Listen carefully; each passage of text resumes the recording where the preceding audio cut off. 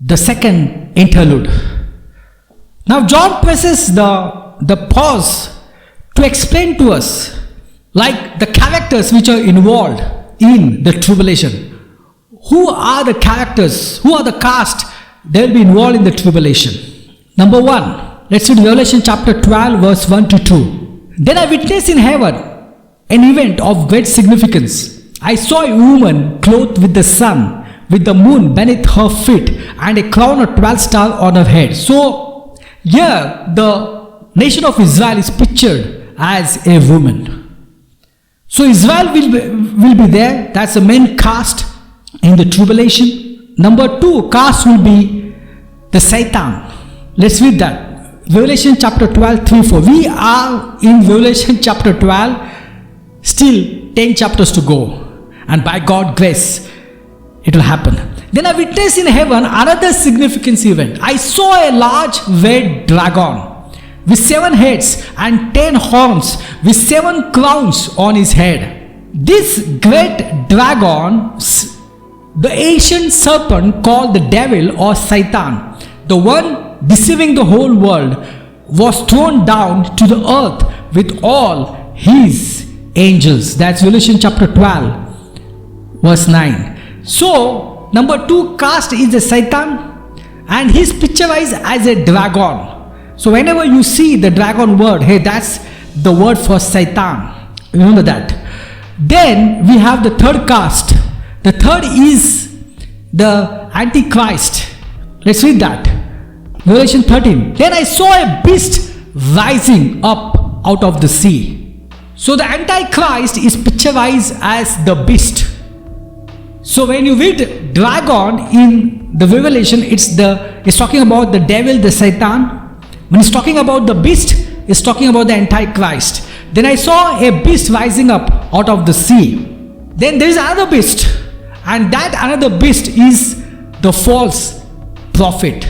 So now you understood the cast is the Israel, then you have this devil, the Satan, then you have the Antichrist, the beast, then you have another beast, the false prophet. Let's read that. Then I saw another beast coming out of the earth. He had 2 horns like those of a lamb, but he spoke with the voice of a dragon.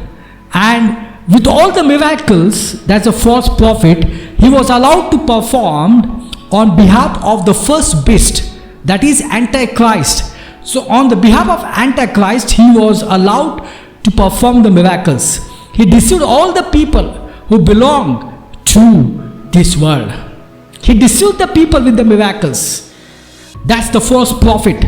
He ordered the people to make a great statue of the first beast, who was fatally wounded and then came back to life. As I told you, this Antichrist, he always mimicked Christ. As Christ was crucified and came back to life, now he imitated that. It says here, he ordered the people to make a great statue of the first beast who was fatally wounded and then came back to life. This is all mimicking Christ. He was then permitted to give life to this statue so that it could speak. Then the statue of the beast commanded that if anyone refusing to worship, it must die.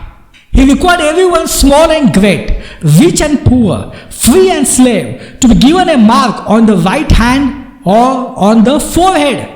And no one could buy or sell anything without that mark, which was either the name of the beast or the number representing his name, 666. So this is called as the mark of the beast. So that time, if you don't have the mark of the beast, then you can't do anything.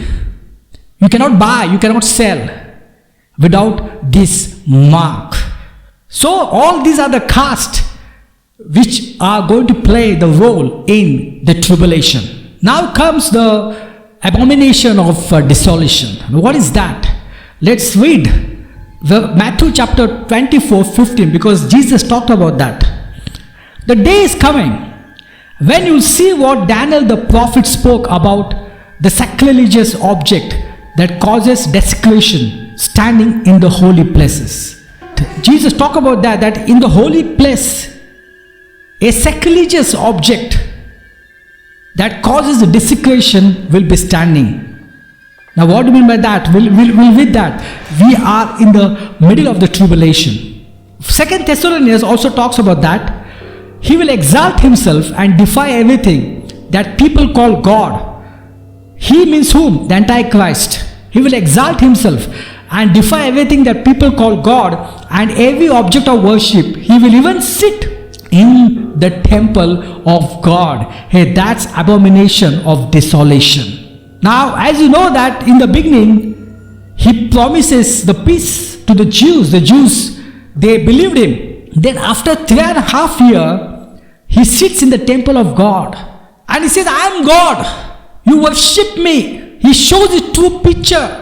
And then he makes the life of Jews terrible. That's called as abomination of desolation. And that is going to happen in the middle of the tribulation. So let's see.